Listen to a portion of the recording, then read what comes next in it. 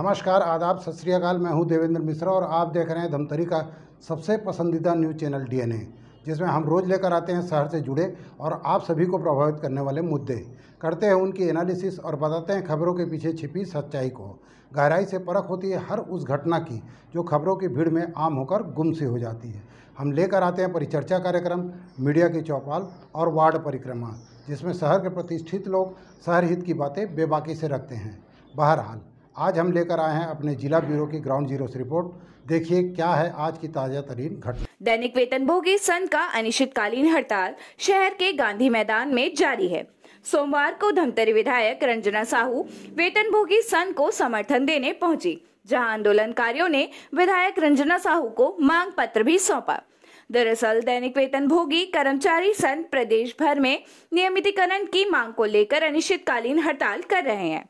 रोज अलग अलग प्रदर्शन उनके द्वारा किया जा रहा है। सोमवार को उनके प्रदर्शन को समर्थन देने भाजपा विधायक रंजना साहू भी पहुंची, जहां उन्होंने छत्तीसगढ़ की कांग्रेस सरकार को आड़े हाथों लेते हुए कहा कि चुनावी घोषणा पत्र में किए गए वादे को नहीं निभा पाना सरकार की नाकामी है। आज हर वर्ग परेशान है। अधिकार के लिए यहाँ सड़क की लड़ाई लड़ने के लिए मजबूर हो रहे हैं। मतलब अभी जैसे भैया ने बताया कि हमें कोई सामाजिक सुरक्षा भी नहीं है, ना आर्थिक सुरक्षा है। हम पीड़ा समझ सकते हैं आप लोगों की। जैसे मैंने इस 19 साल के राजनीतिक जीवन में मैंने देखा, कई ऐसे परिवारों को मैंने देखा है, वो दैनिक वेतनभोगी के रूप में या कलेक्टर दर के रूप में किसी कार्यालय में आधा से ज़्यादा जीवन निकाल देता है, लेकिन उस पूरे दरमियान न उसको सामाजिक सुरक्षा मिलता है न आर्थिक सुरक्षा। मतलब वो ऐसे जीवन जीने के लिए मजबूर हो जाता है वो कि लगता है कि जीना ही व्यर्थ है।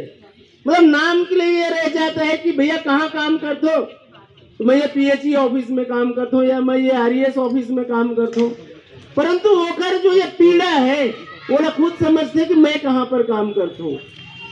मतलब एक वो आस, एक छोटे से आस में वो अपन पूरा जीवन ला समाप्त कर देते कि आज नहीं तो कल, आज नहीं तो कल हम नियमित हो जाएंगे।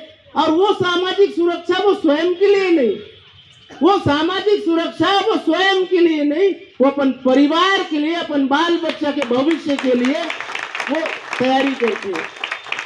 सिर्फ एक व्यक्ति के लिए नहीं, वो एक व्यक्ति के पीछे होकर पूरा परिवार के भविष्य सुरक्षित रखे और वो भविष्य सुरक्षित करे के लिए वो एक ये प्रयास में रहते कि आज नहीं तो कल हमला हमें सम्मान मिल रही।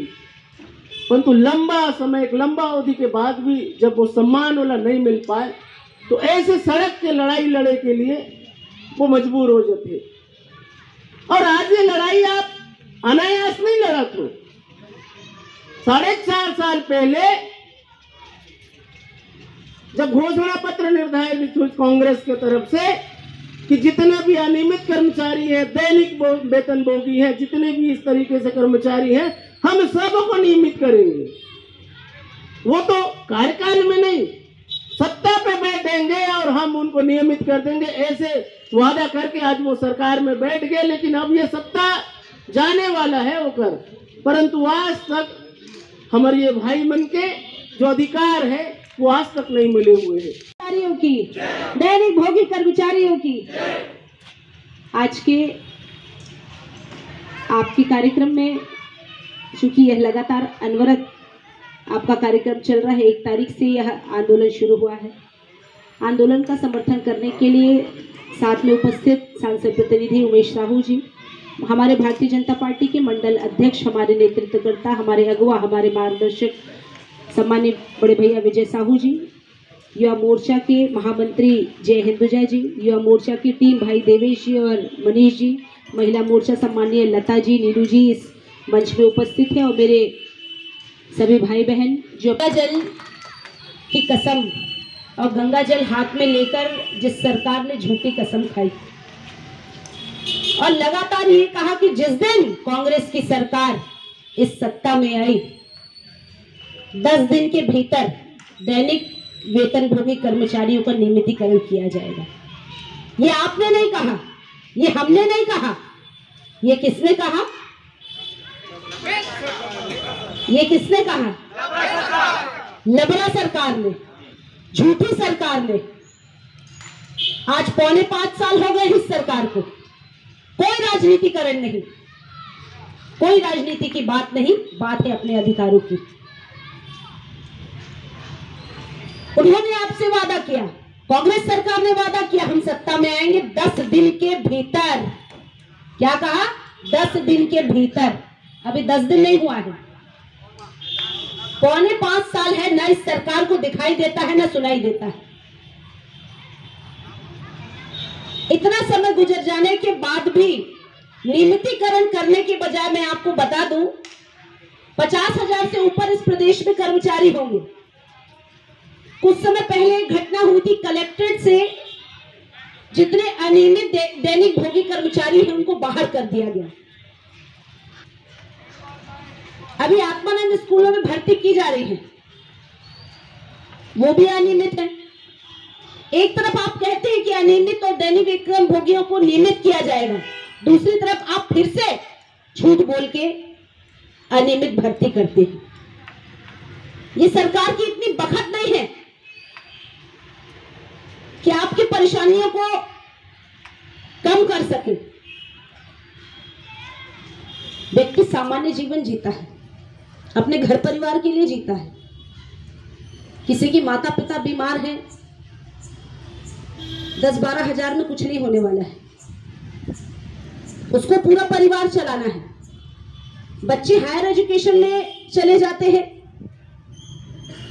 हाई सोसाइटी में कहीं उठना बैठना हो जाता है, पर्याप्त मात्रा में फीस चाहिए बच्चे यदि हायर एजुकेशन में जाते हैं।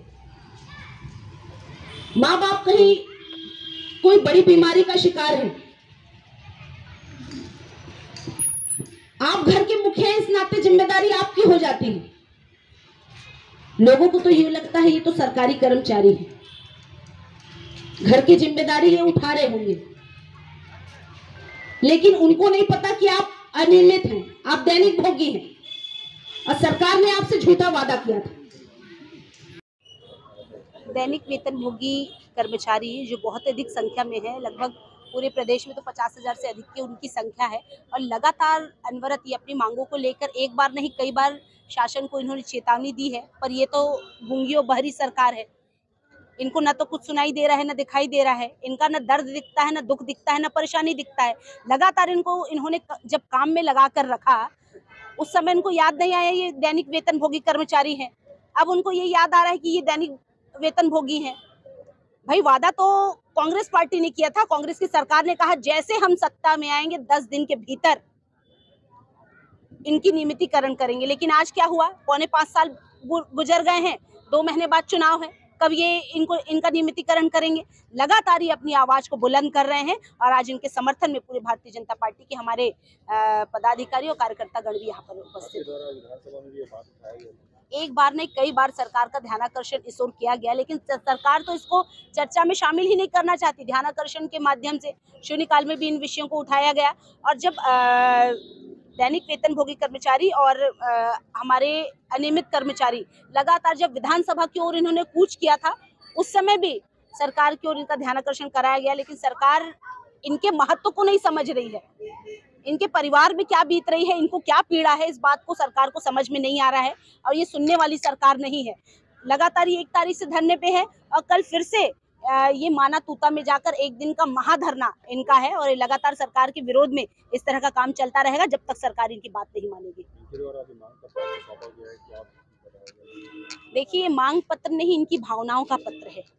जो इनके परिवार पर इन पर जो बीत रही है, ये अपनी पीड़ा को लेकर इन्होंने एक पत्र लिखा है और इसी पत्र के संदर्भ में माननीय मुख्यमंत्री को एक पत्र लिखा जाएगा कि लगातार ये किन परेशानियों से हमारे दैनिक वेतन भोगी कर्मचारी जूझ रहे हैं, इनकी परेशानियां दूर हो, इनकी समस्याओं का समाधान हो और इसके लिए भारतीय जनता पार्टी पूरी तरह इनके साथ खड़ी है। आज विधायक महोदय आप लोगों को समर्थन देने के लिए पहुंचे थे और क्या मांग पत्र सौंपे हैं? दैनिक वेतन भोगियों का मांग पत्र तो नहीं कहा जाना चाहिए क्योंकि ये हमारा अधिकार है, हम वर्षों से काम कर रहे हैं तो, और ये हमारे एक अश्रू पत्र जो हम रो कर हर सरकार को सुनाते आए हैं, आज अश्रू पत्र फिर से सौंपा गया है और उम्मीद किया गया है कि ये हमारी मांगों को पूरा करवाएं, और ऐसी आशा के साथ हमने आज मांग पत्र सौंप दिया। अभी आज लास्ट दिन है, क्या किसको ज्ञापन सौंपना है? आज हमारे धरना का लास्ट दिन नहीं है। धमतरी जिला में एक आज 7 दिन का जो कार्यक्रम का आंदोलन का रूपरेखा तैयार की गई थी उसका है। उसके बाद 8 तारीख को हमारा तूता